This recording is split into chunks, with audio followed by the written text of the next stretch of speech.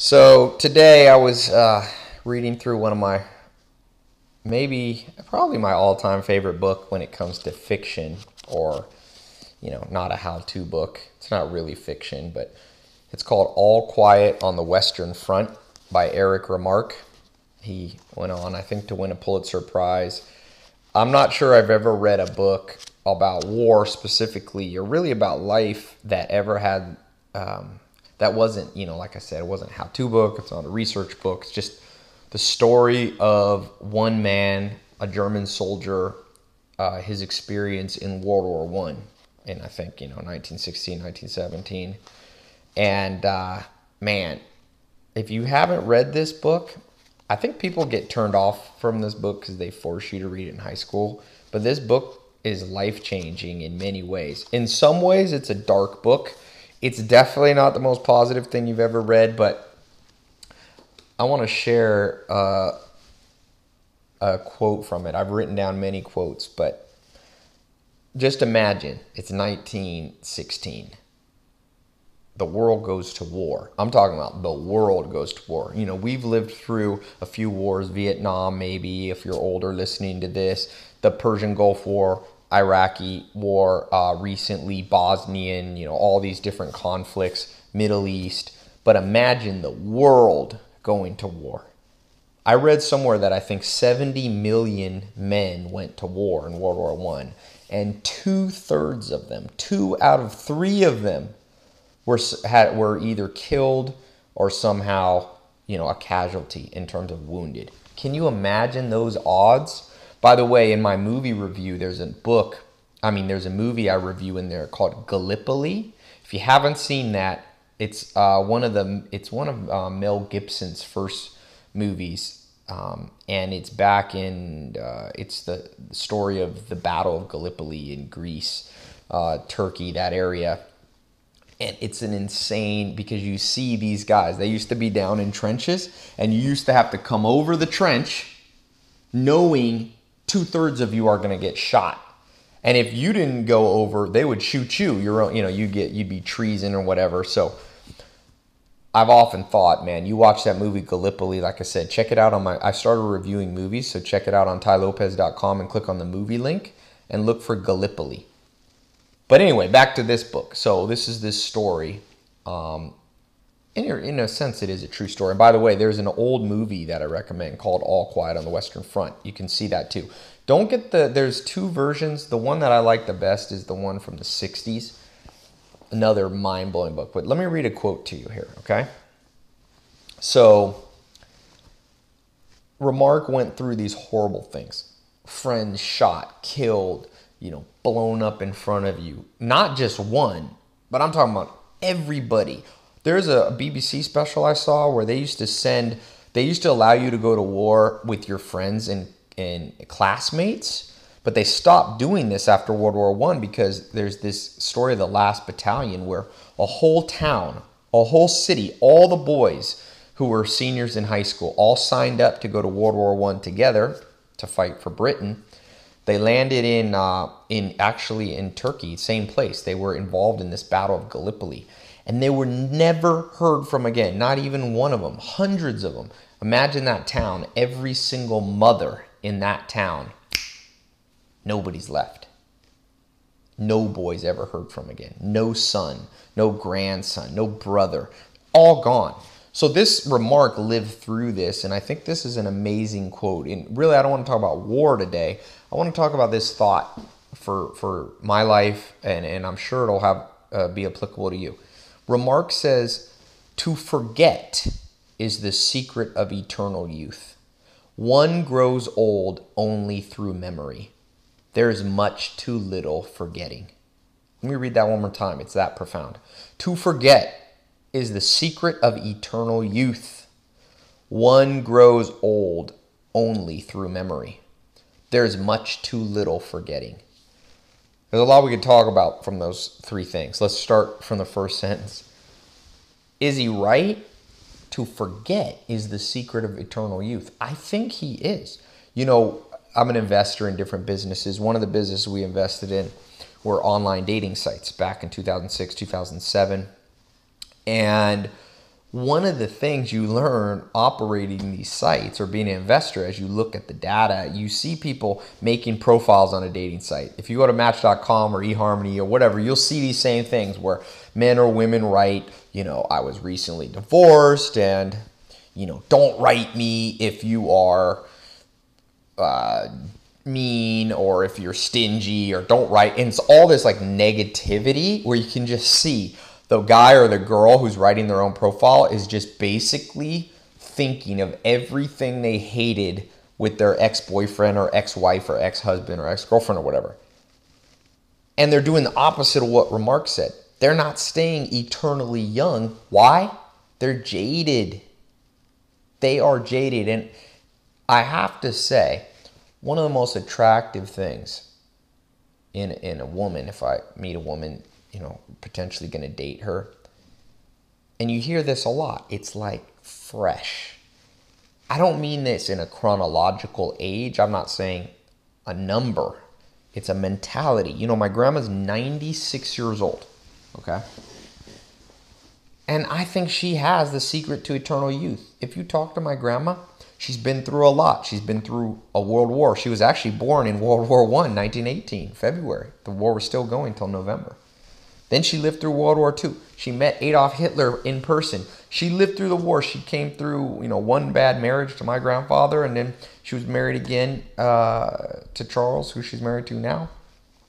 But she was eternally hopeful, eternally youthful. And in your own life and in my own life, if we're not careful, what Remarque's saying, remember, this is a man who lived through probably worse things than you and I have ever remotely experienced. You're talking people that saw 10,000 people killed in front of you. Literally. World War I, there's a battle. One of the first battles, the French said, these machine guns are nothing. They're not going to harm us. These are a new invention. Because back then, machine guns were not a common weapon. And the French charged at the Germans, and the Germans let loose with these new inventions, machine guns, and they shot so many French soldiers that the French soldiers who were running towards them through the woods couldn't even fall backwards and hit the ground. The bodies were stacking up to where they were just dying standing up. And when the French finally retreated, the Germans felt so sick to their stomach that they just stopped firing. They didn't even want to kill anymore. You're talking one battle in World War I. 1 million men died. 1 million in one battle. Put that in perspective, I think the whole Vietnam War, maybe 50,000 men or something. I don't know. Now, I'm not diminishing the pain of people who went through Vietnam War. I'm not diminishing it, because if you were that one individual who went through it, it's like hell on earth. What I'm saying is World War I is at epic proportions. It's beyond my belief or beyond my ability to fathom what it would be like to have 1 million people killed in one battle. That happened. Some of these battles you read in World War I. Erich Remarque lived through that. Years of that. Not days, not weeks, not months. Years. So maybe you've been the victim of domestic violence. Maybe you've been the victim of physical or any type of abuse growing up. Maybe you have been through tremendous physical adversity, health-wise. I do not mean to diminish what you've been through. We've all been through that. I've been through some things in my day too.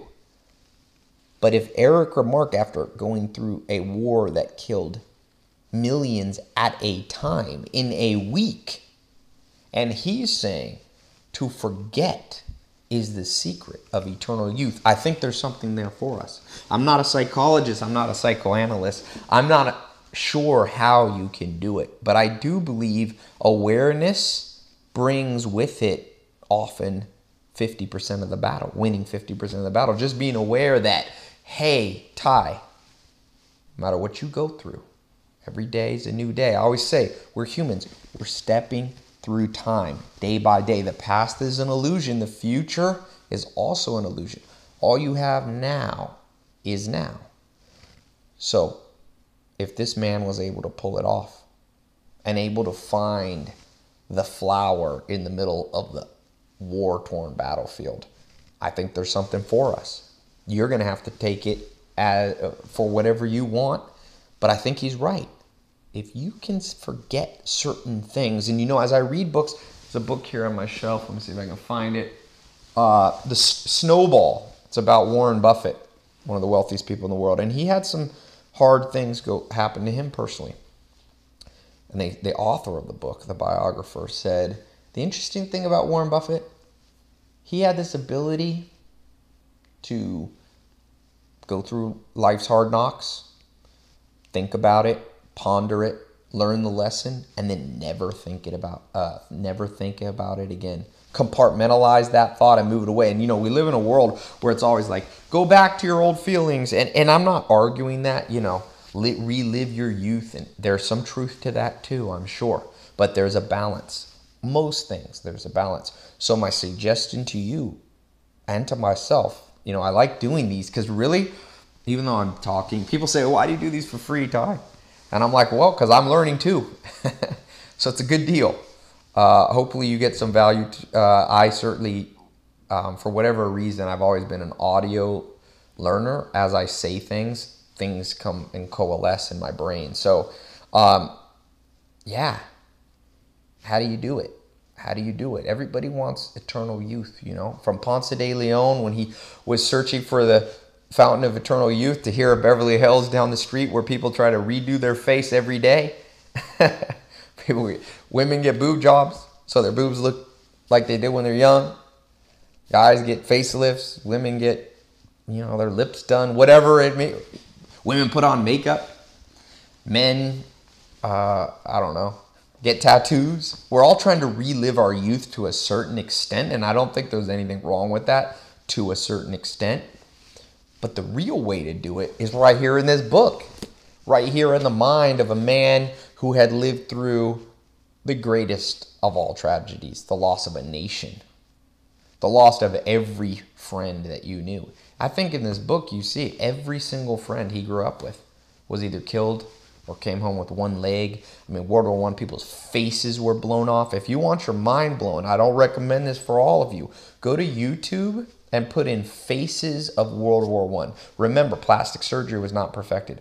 Men used to wear masks. My grandpa Charles said he remembers, he was born in 1916. He remembers as a little boy, the barbershop, some men from World War I, and their faces were blown off. Blown off. America put many of those men in these kind of institutions for the rest of their life. People shook. People were, had these, like I said, just go to YouTube. Be sure you can take it. It's a tough thing to watch. If these men were able to cope by forgetting, I think there's a lesson for me and you. So the next line that he says, one grows old only through memory. And that's obvious. That's the corollary of what he was saying. We are so tuned into our memories when sometimes, and you see this throughout different teachings, the Bible, Buddha, Aristotle. You see kind of this vein of thought going through. The Bible says, and again, I'm not religious. Some of you like the Bible and some of you don't. I'm not a Christian per se in that sense, but I grew up around Judeo-Christian stuff, so it's in my memory. Of course, we're back to memory. I remember growing up hearing, unless you're born again, unless you're willing to become like a little child, you'll never inherit the kingdom. I think that's the same message Remarque was saying. Think about a little kid. They say, interesting, I read this book. And don't misinterpret this book. It was a very controversial book because this psychologist said little kids who went through horrible things, but it happened really young, a lot of them just recovered. Like 5-year-olds had been through whatever, been beat up or something. If it wasn't too bad and they recovered physically, it's not that they were fine. I don't think that's what this psychologist, I forget the name of the book. It was a pretty controversial book, came out a few years ago. The point being, little children are resilient, and we know this, their brain is malleable. They're able to cope. Trees are like this. I used to live on a farm, and you have a tree. And trees form cambium. That's the bark, or the part of the bark that we think of it. And when a tree is very young, It's malleable. Like you can literally, if you're pruning a tree, or you can shape it, you can bend it. If you remember the movie Karate Kid, they have these little, what do they call it? Bonsai trees. And those bonsai trees, you can shape them. They're malleable, but as a tree gets older, more cambium forms, and that cambium makes it more resilient and hard. Now, that's good in many ways because that tree is resilient if a deer comes and scratches it or if a big storm comes. So there are some advantages as you grow of building resiliency, and some of us do that through our memories. We remember the bad things that happened to us. So as we get older, we make sure they don't happen to us. So that's why I said there's a balance here. There's some good to this. But yet, the inability to bend and mold, and that's what I think the saying, unless you become like a little child, you'll never enter the kingdom. It's saying that you and I probably didn't grow up with perfect environments. We probably, like Richard Dawkins talked about, or there's other, some of these, Daniel Pink, I think, talks about memes, these social memories, these social genes that we inherit by listening to people. We probably inherited some bad ones. So as you get older, if you're not careful, this resiliency that's supposed to protect you works against you. And this is what Remarque is saying. We grow old through memory. And in this case, old means death. It means all the negativity of senescence is the scientific word for the process of aging. So your age physically, right? Your biological age can be increased more rapidly than it should be if you're always reminiscing and remembering the worst. There was someone in my family that had real mental problems. I saw him recently. And he was always in great shape. Now he's older, but he never looked his age. Today, I saw him literally a month ago. Bam. He finally looks his age. Somebody who always looked 20 years younger, now looks 60. Their biological age caught up with their birth certificate age, as I like to call it. And I was like, what happened? And he's like, I'm just going through all these mental problems, Tai. And they said, I can't stop thinking about my regrets. I can't stop. My mind is looping. Ended up literally at the point where it's like almost having to be institutionalized. That's the end result of too much memory. You can't stop looping. You must be like the saying says. Unless you can be like a little child, you won't inherit the kingdom.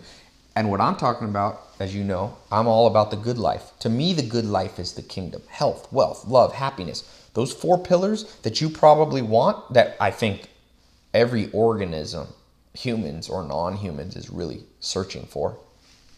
Even animals want happiness, not in the sense that you and I call happiness, but I learned from having animals on a farm, they're more alive than you think. Animals can be depressed. You see that. I saw a thing where a baboon or a monkey, the mother had lost her baby and she was depressed. Now you might say that's an animal instinctual reaction.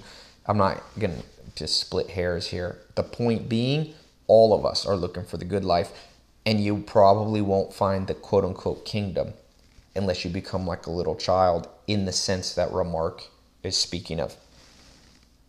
There's much too little forgetting. What a profound saying. What I want to leave you with is the thought that let's forget some things. Let's not become stupid. Let's learn the lesson. Maybe like Warren Buffett said. Let's deeply ponder. Charlie Munger, his business partner, self-made billionaire, said, life will throw you tremendous blows. He said, one of my sons died as a little kid, tragically. And he said, I walked the streets of Omaha, Nebraska, weeping. And he said, I learned that you got to have your time where you mourn and you weep, and then you must move on. And for some of you, and for myself, some of those things never need to be revisited again. Like I said, I'm not a psychologist. If you get a professional advising otherwise, maybe you need to listen to them. But I know that there's some truth to this within balance. So my question to you, it's a little bit of a somber topic today, but important, man, important. No one wants to lose out on the good life. And excessive memory will do that. Looping thoughts. Leave a comment here.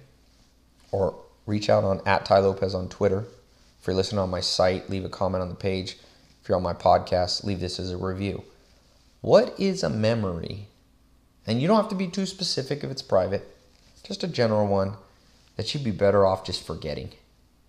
It's a memory that's making you old, that's stressing you out.